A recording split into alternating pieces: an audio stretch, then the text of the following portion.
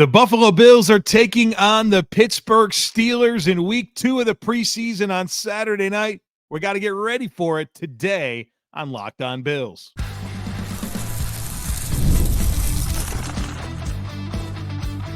You are Locked On Bills, your daily Buffalo Bills podcast.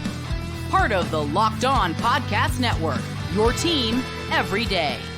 What's up, Bills Mafia? It's Joe Marino, author of Go Bills and Buffalo's Run, also the co-host of the Locked On NFL Scouting Podcast, and I'm your host of Locked On Bills. Want to thank you for making Locked On Bills your first listen every day, and a big welcome and shout out to our everydayers. You know who you are. Those of you who never miss a single episode, I appreciate y'all being here very, very much. I'd also like to invite you to subscribe or follow for free on YouTube or wherever you listen to podcasts. We're part of the Locked On Podcast Network, your team every day. Today's episode is brought to you by Game Time. Download the Game Time app, create an account, and use code LOCKEDONNFL for $20 off your first purchase. Terms apply. Well, folks, welcome in. The Bills continue their preseason on Saturday night in Pittsburgh against the Steelers. The game will be broadcasted on NFL Network nationally, so you can catch it on your local stations if you're in Buffalo. You can catch it on NFL Network if you are outside of the Buffalo area. And so let's get ready for this game. I want to dive into the things that I'm interested most in observing in this contest. And so I have things on offense, defense, special teams, and I have a couple of newsy items, including an interesting player that the Bills held a workout for, and potentially the Bills hosting the NFL draft in the coming years. But let's get into this matchup. Things I'm looking for. We'll start on the offensive side of the football. And the first thing that I have written down is just the Steelers. If you remember last year, week 2 of the preseason, the Bills played the Steelers, and it was ugly. Very, very ugly. And there are a lot of protection issues, and Josh Allen facing a lot of free runners and some questions about pocket management. The Bills couldn't run the ball effectively, and we had conversations about how you're not game planning, and it's a 3-4 defense, and the Bills have been practicing against an even front defense for the entire training camp, and that just kind of throws things off. And so I'm very interested in seeing if we see another flat offensive performance like we did last year against Pittsburgh, or if things are different, and you consider what happened last week against the Bears and just see if there's a different vibe to how this offense executes. Now, one thing that we don't know as the recording of this podcast is how much, if at all, the starters are going to play. Now, I'm sure Sean McDermott's going to announce that at some point on Friday. That's going to come after I produce and publish this podcast. But it's my expectation that the starters are going to play. If there's anything I've learned about Sean McDermott, he does things very similar to Andy Reid with preseason playing time. And Andy Reid announced in the middle of the week that his starters are going to play this week in the preseason for the first half of that game.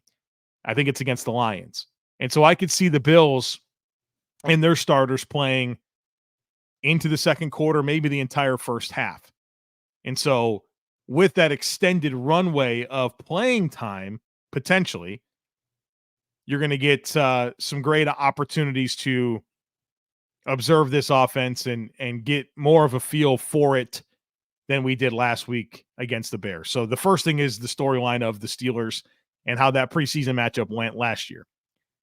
The next thing that I want to get into is the X receiver position. This is a fascinating one for me because Gabe Davis was such a high volume snap guy for the Bills. And I'm not Gabe Davis's biggest fan, you know that. But he was an 80+% of the time player for this team. And we look at the X receiver position in 2024, and I think it's going to be a mix of guys. I don't know that any one player is going to get 70, even 80% of the snaps. I think it'll be some combination of Mack Hollins, Keon Coleman, potentially some MVS. And if the Bills offense is going to get an extended runway to play, we're going to get an idea as to how the Bills are going to start to deploy those players. And Mack Hollins was not available last week against the Bears. He should be good to go this week. And when you watch the Bills during camp, I mean, Mack Hollins had a lot of involvement with the first team offense. What does that look like this week? Of course, I'm interested in Keon Coleman. Very interested in Keon Coleman, who I thought had some moments against the Bears, but I came away mostly disappointed in his 2 red zone targets and how those routes looked. What does that look like this week? Is there more opportunities for him to uncover in the red zone, and how does he handle that? I certainly hope he gets some reps against Joey Porter Jr., who's an outstanding young corner for the Pittsburgh Steelers, who's got a lot of length and athleticism. I think, is a great matchup for Keon Coleman. I want to see some one-on-ones there. I hope we get to. And then does MVS factor in at all to the equation at X receiver with Josh Allen in the game? You should be paying very close attention to anybody that's ever on the field offensively with Josh Allen. As my buddy Bruce Nolan says all the time regarding preseason, it's not necessarily as important how you play, it's when you play and with whom. And so if MVS is getting a bunch of reps with Josh Allen, that's a strong indicator of his role for the season. If he doesn't get any reps with Josh Allen and plays all the time with the second and third units, you kind of get a feel there as well for what the team thinks of MVS. So I think there's a lot to unpack with the X receiver position, and we'll get some clues on Saturday night. I'm also very curious with the offensive line groupings, and in particular, what's different week over week. I thought the Bills had 3 pretty defined groups last week with how they implemented their offensive line. Is it different?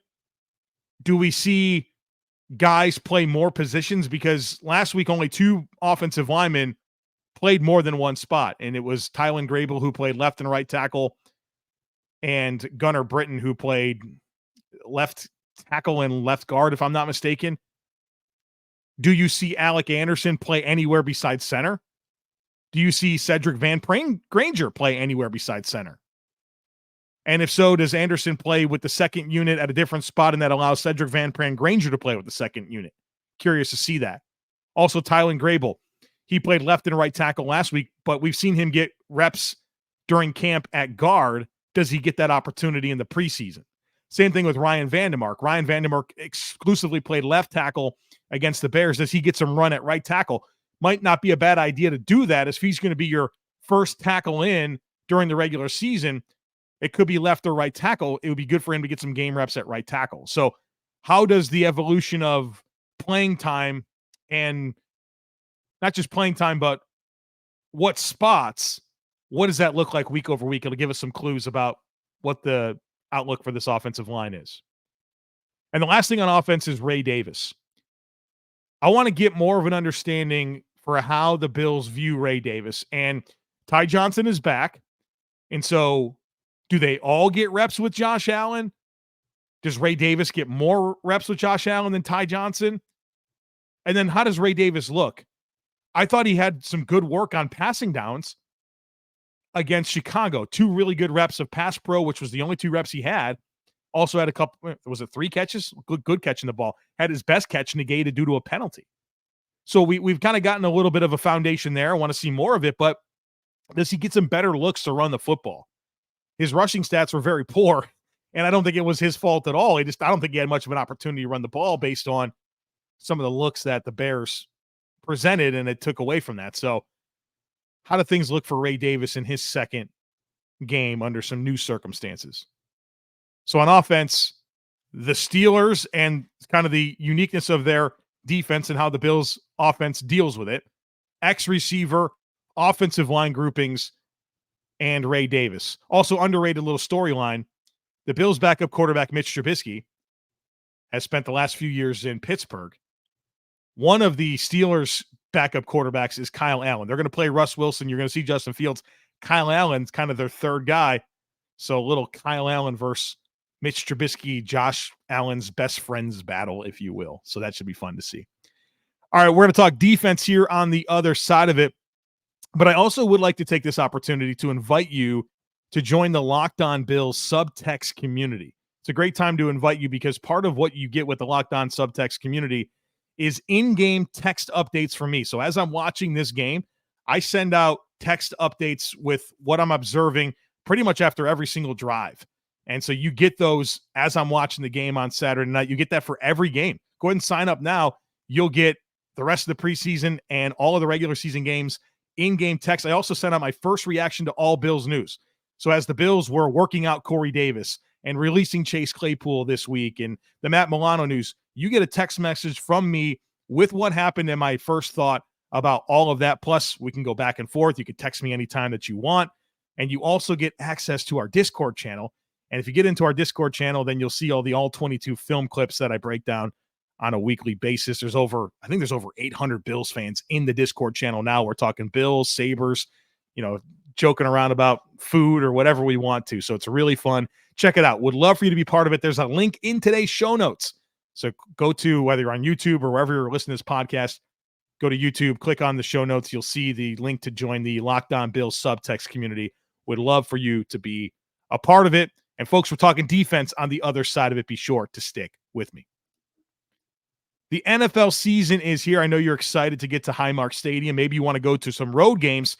Well, if you do, you got to download the Game Time app. Game Time is the fast and easy way to purchase tickets for all the sports, music, comedy, and theater events near you. I love the app. It's awesome, easy to navigate. They specialize in last-minute ticket deals, but they also give you flash deals. They give you a seat view, and my favorite thing is the all-in pricing. No surprise processing fees coming at the end of the purchase. You get the all-in price from the beginning. So take the guesswork out of buying tickets with Game Time. Download the Game Time app, create an account, and use code LOCKEDONNFL for $20 off your first purchase. Terms apply. Again, create an account and redeem code LOCKEDONNFL. That's LOCKEDON NFL for $20 off. Download the Game Time app today. Last-minute tickets, lowest price, guaranteed.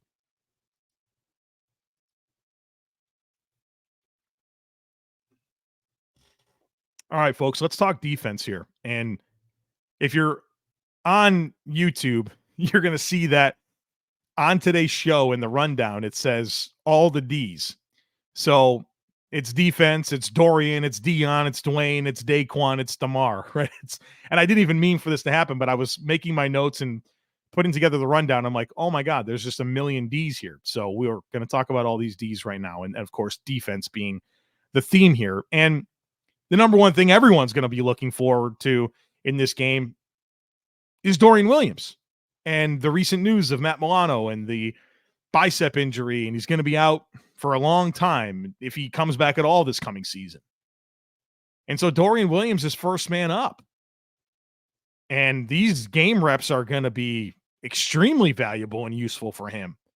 That's one of the silver linings of the Matt Milano injury, is that it happened now, and the Bills have over 3 weeks to kind of figure things out. Last year when they lost Matt Milano, it's during week 5, and you got to figure that out on the fly. It's difficult. What an opportunity the Bills have right now to get this figured out. And so Dorian Williams and how he plays, I'm excited to find out. I don't have many concerns about Dorian Williams playing downhill. I don't have any concerns about him blitzing. I think he's good at that stuff. How does he play in coverage? Does he fall for every play fake known to man? Does he show some instincts in zone coverage? One of my favorite plays from Caleb Williams in the Bears game last week was the 3rd and 12 completion to DJ Moore. And from Caleb Williams' perspective, one of my concerns with him coming out of USC and coming into the NFL was, can he not lean too much into playing off script because he's had so much success doing that? Can he just run the offense sometimes? And that 3rd and 12 was a great example of him hanging in the pocket, taking an extra hitch, and then delivering the strike on 3rd and 12 to DJ Moore, and they got a first down. Well, why did that happen? Because Dorian Williams, it was cover 3. Dorian Williams is dropping into coverage. He gets to his landmark, and then he just keeps drifting, and he starts covering grass. If he stays there where he's supposed to be, DJ Moore is not able to uncover, and it's probably a sack, and the Bills get off the field. Does he show some instincts to be able to anticipate and squeeze and layer coverage? We'll see. It's going to be a critical part of the Bills' defense being able to pick up the ball and run without Matt Milano. And then my sleeper name here in this linebacker conversation is Deion Jones. And I think Dorian Williams is going to have every opportunity for this to be his job. But if not, I think Deion Jones could be the guy that sneaks in here. And he's caught my eye several times during camp. I thought he played well against the Bears. I think he played his best football in a while last season for Carolina after a couple of years kind of working back from a shoulder deal. I mean, at one point, Deion Jones was one of the premier linebackers in the league. It's not like he's old. He's 29 years old. It's not like he had a lower body injury. It's a shoulder. He shouldn't really have lost that much of a step. And so I think it's Dorian's job to lose, but I am not sleeping on Deion Jones in this equation, and we're going to get a better feel for both of those guys on Saturday night. Another player I'm interested in looking at is Dewayne Carter. You know, I think Dewayne Carter, and I think he said it. I think I saw a quote this week where he was like, yeah, my run defense was good, but, you know, I'm looking to take a step with pass rush. There were some flashes, blah, blah, blah. Like, I agree, and I didn't expect that. I didn't think the best thing Dewayne Carter was going to do against the Bears was defend the run. And he got a ton of snaps, played the most defensive snaps of any player, 34 defensive snaps. And that came throughout the game. It was with the starters early on when, you know, Ed Oliver goes down on the first play. Daequan Jones was unavailable with the groin injury, so Dewayne Carter got run for like the first 3 quarters of the game. And I think he'll get a lot of opportunity this week. And I think I'm very encouraged because I thought the thing he could do was rush the passer. It was the run defense that I was concerned about. And we saw a good run defense in week 1. So let's see if he can put together a complete performance. And the big thing with this Dewayne Carter, he's going to make the roster. He's a 3rd-round pick. No questions asked there. But does he show enough that gives you the comfort to release Deshaun Williams and Ilianku and only carry 4 defensive tackles? Would be great, because when you look at some of your edge rushers and Epinesa and Rousseau, and Dwayne Smoot as guys that can reduce and play inside, would negate your real need to carry that 5th defensive tackle. So that allows you to keep potentially a 6th edge rusher, an extra receiver, extra tight end, whatever you want to do. It unlocks a lot. So there's a lot hinging on Dewayne Carter and his performance, and I'm very, very encouraged to this point. Also, Daequan Hardy, he is heating up, and I mean, you read the reports coming out of joint practices. It sounds like Daequan Hardy was one of the best players for the Bills. And I think his momentum is just so good right now as a guy playing corner. And it's not even slot corner. He's playing a lot of outside corner. Thought he looked good against the Bears, had a big-time tackle. Both times he was targeted in coverage, they didn't give up a catch. And I thought he's been flashy throughout camp, had the big interception in the blue-red. This guy could play. I remember going back and watching his tape at Penn State, and I was talking to Anthony Prohaska about this. I was like, man, he kind of looks like a good corner to me. And even Sean McDermott recently said the reason we drafted him was for the punt return ability. He can play a little corner too, and he's a hot name. I'd love to see that continue against Pittsburgh. And then the last thing here with defense is the safety tandem of Taylor Rapp and Damar Hamlin. You know, this is becoming more and more of a reality that this is your starting pair. You know, Cole Bishop seems to be ramping up a little bit, but even if he were to start practicing tomorrow, is he going to be able to take the job from Damar Hamlin, who seems to have a bit of a lock on it right now? And then Mike Edwards has had like 3 practices with the team ever. Feels like Damar Hamlin's in the driver's seat here, and I want it to work, right? I'd love for Damar Hamlin to be a good starter for this team alongside Taylor Rapp, but I have questions about both of those guys. And this is their next chance to play together and get ready for the season. And we know that the safety play of this defense has been such an integral part of what has made it successful. And can these guys pick it up and run with it? You know, we're going to get another opportunity to get a look at that on Saturday night. So for defense, Dorian Williams and Deion Jones, Dewayne Carter, Daequan Hardy, Damar Hamlin, Taylor Rapp, all of that is on my radar. And look, I always say this, like, I'm interested in all of the players, right? Everything is fascinating to me, but these are kind of the prevailing things on my mind as it relates to what I'm going to be paying attention to most on Saturday night. All right, coming up on the other side of it, we got some special teams nuggets to dive into, things I'm looking for in that department. Plus, the Bills worked out Corey Davis and have officially declared their interest in hosting the NFL draft. We'll talk about all of that here on the other side of it. Be sure to stick with me. When you're hiring for your small business, you want to find quality professionals that are right for the role. That's why you have to check out LinkedIn Jobs. LinkedIn Jobs has the tools to help you find the right professionals for your team faster and for free. LinkedIn isn't just another job board. LinkedIn helps you hire professionals that you can't find anywhere else, even those who aren't actively searching for a new job but might be open to the perfect role. In a given month, over 70% of LinkedIn users don't even visit other leading job sites. So if you're not looking on LinkedIn, you're looking in the wrong place. On LinkedIn, 86% of small businesses get a qualified candidate within 24 hours. So hire professionals like a professional on LinkedIn. Post your job for free at linkedin.com/LockedOnNFL. That's linkedin.com/LockedOnNFL to post your job for free. Terms and conditions apply. All right, folks, welcome back.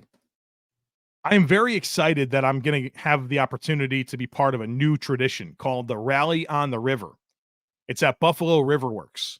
This is going to happen the day before the kickoff. So September 7th, Saturday, September 7th at Buffalo Riverworks. It's going to be one heck of an event. The Rally on the River. I'll be doing a live podcast at 3 p.m. Eastern time at Buffalo Riverworks. And that's going to be really fun. I'm looking forward to doing that and being able to meet hopefully a lot of you, but also just come be part of the day. It's going to be a great event. The property, like the Buffalo Riverworks property, is insane. I've never seen anything like this place. They've got like amusement rides. They've got kayaking, zip lines, multiple bars. They've got multiple like skating rinks, like a concert piece. They have a floating stage. I mean, this place is incredible. So bring your family, admissions free. There's parking for free, and be part of this event. Again, my podcast is going to go live at 3:00. They're also going to have Chalk Fest, which I can't stop talking about because I've seen this. They have the grain silos there. You've seen this. It has Riverworks is the place that has a Ferris wheel on top of a grain silo. But also in these grain silos, there are so much concrete. And so they invite all these chalk artists that literally just with chalk draw these amazing pictures on the walls. And the theme is authentically Western New York. So it's going to be one heck of a opportunity to look at all that and have some fun. So check it out. Buffalo Riverworks Rally on the River, September 7th. The podcast goes live at 3:00. I plan on spending most of my day there. Come be part of that. Come say hello. I'm looking forward to that. All right. And again, there's also a Facebook event page. So in the show notes for today, there's a link to that Facebook event page that you can learn more and check that out. Okay. So back to Bills Steelers Saturday night special teams. Very interested in the return situation. And we saw some issues last week. KJ Hamler with a muff. Daequan Hardy had a fair catch with inside the 5-yard line. And so I'm curious to see what opportunities they get, how they perform, but also Andy Isabella. Does Andy Isabella get more run as he's apparently had a strong week of practice? And you could see, maybe there's a path for him to be on this roster and handle the return duties. And so maybe he gets some chances to do that on Saturday night. Also, the kick return piece with Ty Johnson and Mack Hollins back, both of those guys have received kick return chances in practices. So do they get chances in games? And if so, how do they do? And does that kind of change some of these conversations? So I'm very fascinated in the kick and punt return situation. And then, of course, Tyler Bass. To Tyler Bass' credit, he made all of his kicks in the game against the Bears. But the problem is it was a disaster last season, and then he's basically just goes 4 of 6 every day and misses a couple of 40-something yarders. So can he inspire confidence not only in fans and coaches, but in himself, right? I'm sure he's got to be thinking about this. There's a mental side of this. Tyler Bass is physically capable of making field goals in the NFL. We know that. I think a lot of this is mental. And can he put that aside and be the kicker the Bills are paying him to be? We'll find out. A couple of other non-Steelers notes. The Bills and Chase Claypool. The Bills have reached an injury settlement with Chase Claypool. So that means that Chase Claypool immediately becomes a free agent and he can sign with any team that he wants to. Now, he can re-sign with the Bills, but it has to be after the length of the injury settlement, which we don't know because that information is not made public, plus 3 weeks. So after that time period, he can come back to the Bills and he can sign with a different team now if he wants to. I think there's a path that he could come back to the Bills because I think the NFL has told us they don't have much value in Chase Claypool. Last year, he was traded from the Bears to the Dolphins for a late-round pick swap. It was Chase Claypool and a 7 for a 6. And then he signs with the Bills after the draft for a minimum contract. The NFL's not lining up for Chase Claypool. Now, maybe each team's individual circumstances have changed and they would like to throw a dart at Chase Claypool. Maybe that happens, but I also think there's a world where he comes back to the Bills after the injury settlement plus 3 weeks. So that update that came through yesterday through the transaction wire. Also, the Bills this week hosted a workout with Corey Davis. Corey Davis is a wide receiver, was a top 5 pick in the NFL draft. He's 29 years old.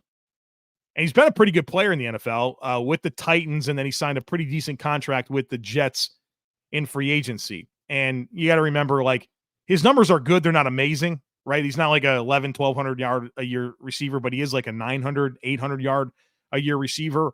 And that's, remember, with the Titans and the Jets, Titans run heavy, right? Ryan Tannehill. The Jets, it was Zach Wilson at quarterback. So he's never really had a good quarterback, but he's still been productive on run-heavy teams. He retired last year. He applied for reinstatement, got it, and he's a free agent. And this is a player that the Bills are at least looking at. And so I don't know if the Bills are going to sign him or not. If the Bills do, we'll talk more about it. But what this indicates to me is that Brandon Beane is just churning the depth here to try to figure out who the right wide receiver 5 and maybe wide receiver 6 is. Now, he's certainly experimented with guys, and it doesn't feel like anyone's sticking, whether it's Tyrell Shavers, Chase Claypool had his moment in the sun. KJ Hamler's had his moment in the sun. We'll see. The Bills have brought in Damar Bird recently. They brought in Deion Kane. Maybe they add Corey Davis. So maybe the Bills are churning that and trying to figure out who the wide receiver 5 and 6 are. And maybe there's just a very simple explanation, and that explanation is, well, 3 receivers got hurt, so you got to sign some guys. But they're bringing in like meaningful players like Damar Bird, and has been a rostered player every single year since 2015 in the league. You look at Corey Davis, and he's been a featured part of an offense every single year that he's been in the league. So those are not nobodies in the league is the point that I'm making. And so the Bills continue to do work on this wide receiver position, which, again, I think they knew who their top 4 are. I think they're just trying everything at wide receiver 5 and 6. And so we'll see if they add Corey Davis at some point here. Last thing I want to mention is that the Bills have officially declared their interest in hosting a future NFL draft after the new stadium opens. Again, the new stadium is set to open in 2026. And so you could see a future year, probably 2028 or 2029, that the Bills host the NFL draft. And I think that would be so cool. The Bills are never going to, there's never going to be a Super Bowl in Buffalo, right? That's not going to happen. So I think it's super cool that other events are starting to go to towns where you're never going to see a Super Bowl. Last year it was in Detroit. Obviously they have a dome, so they can have Super Bowls, but it's also the hotel piece is big. This year it's going to be in Green Bay. In 2026, it's in Pittsburgh. It's been in Philly. It's been in Cleveland. It's been in Chicago. Not towns that host Super Bowls. So I think it's really cool that somewhere like Buffalo and Philly and Chicago and Cleveland and Pittsburgh and Green Bay can get the NFL draft. I have a feeling that this is going to happen. I can't imagine why the NFL would say no. It's a big step for the league and, of course, the Bills that the stadium's even being built, and rewarding that with the NFL draft would be awesome. And, I think, was it over 700,000 people went to Detroit last year for the draft. I can only imagine what this event would be like in Buffalo, and for the league to get to be able to showcase that would be so cool. So I think it's going to happen. It's just a matter of it being official and we can celebrate it then. But how cool is that possibility that the NFL draft would be hosted in Buffalo? Now, cross your fingers and hope for good weather. But that hasn't stopped it from being in Chicago or Pittsburgh or Cleveland or Green Bay or Detroit, an outdoor event. So hopefully this happens and would be a great showcase for the region. All right, folks. So we have Bills Steelers Saturday night. I'll get you a podcast after the game. We'll stay up late. We'll get that done for you. Check out the Locked On Bills subtext community. A link in today's show notes. Again, the Rally on the River, Buffalo River Works the day before kickoff event. A link for that is also in the show notes. And obviously, we got a busy week next week. We'll do the all-22 review, focusing in on the Steelers game. Got a couple of guests lined up for next week. Some people that I'm excited to get their thoughts on some of the dynamics of this season. Plenty coming your way. Don't miss anything. Make sure that you are subscribed. Would love it if you took a second to rate, review, and share the podcast. Have a great rest of your day. Go Bills. And I look forward to catching up with you again after the Bills and Steelers on Saturday night.